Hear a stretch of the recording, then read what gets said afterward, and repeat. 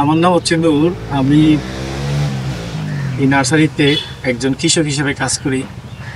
উত্তরা দিয়াবাড়ি আমাদের এই নার্সারিতে অবস্থিত। আমি এই নার্সারির কাজের পাশাপাশি আমি লেখাপড়া করি। আমি রবীন্দ্রনাথ সৃজনকলা বিশ্ববিদ্যালয়ে মিউজিক ডিপার্টমেন্টে মিউজিক নিয়ে লেখাপড়া করতেছি, 2য় সেমিস্টারে আছি। তো ক্লাসের ফাঁকে আমি এই নার্সারিতে এসে সময় দিই, কারণ প্রকৃতি আমাকে খুব আপন করে টানে। এই জন্য আমি প্রকৃতির মাঝে চলে আসি।